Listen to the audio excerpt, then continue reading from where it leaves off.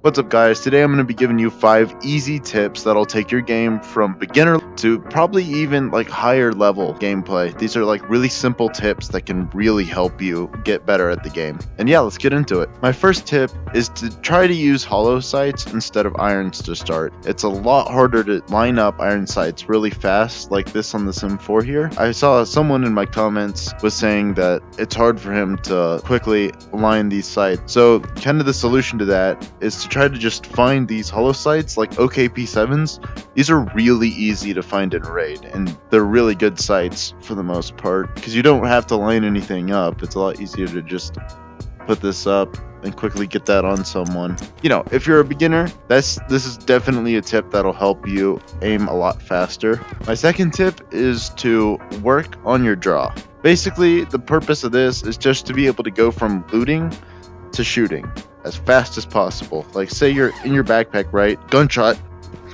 bang, just like that. Especially with rifles mainly. Like, you would pretty much never use a pistol unless that's all you had. But like if you're just looting, say here, I'm just like I'm grabbing this sick purple card here, and then you go like, oh, this guy. Just be able to react fast, basically, is the purpose of this tip. Draw fast, react fast, and, you know, kill the guy trying to kill you fast. My third tip is a backpack loadout. This is like a standard for island that you, in my opinion, you should have at least this on island every single time you go. If you want to survive for a long time. You know, if you're planning on staying on island for a long time. If you're not, then, you know, whatever, do whatever. But this one is like, personally, I think you should have all this stuff if you're trying to survive more than 5 minutes on island. The stuff in question is 1 band-aid, 1 NRS, a can of tangerines, and a water bottle, which preferably full, not half full. I've just been using this one. But the reasoning for all this: band-aid, you never know when you're gonna bleed. NRS, you never know when you're gonna need to heal. Alright, and I only bring 1. You can bring 2 of each. You know, that's fine. It's completely fine. It's probably better. I just bring 1 because you can usually find one of those in raid by the time you need another one. Now the tangerines, specifically tangerines, because they're small and they can fill half of your hunger and half of your water, and they don't dehydrate you.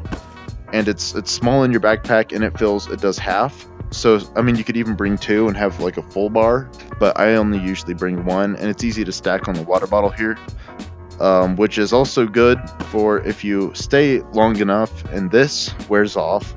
Your water is more important than your hunger because your hunger takes a lot longer to deplete, and the water will actually kill you. I don't know if the hunger will actually kill you, but because I've never had it deplete all the way. So that's that loadout, and then you can also fit it into this here, movie magic. Wah! Alright, so I put all that stuff in there.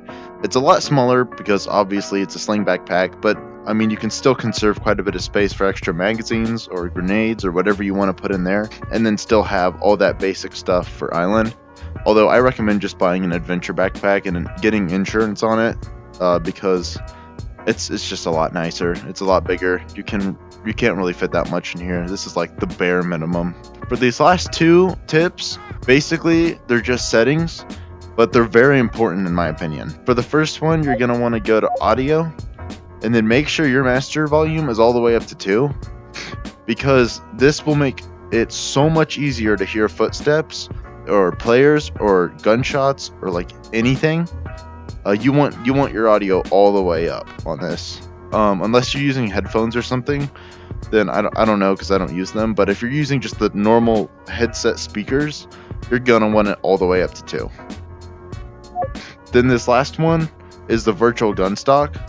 This one is so important, you guys. Like, it literally will take your gameplay so much better.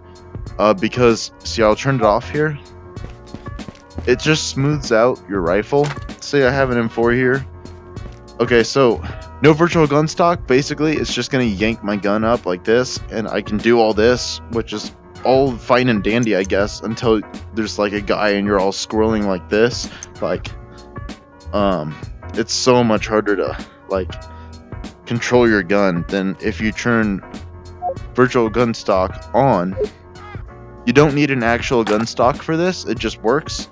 Boom, it like locks on straight and it smooths out your gun a lot more. You can't do all that fancy stuff, but it basically just locks your hand into a forward motion. And I guess you could still say it's a little squirrely, but like when I do this, instead of it like coming up like this like it was, it's just going straight forward.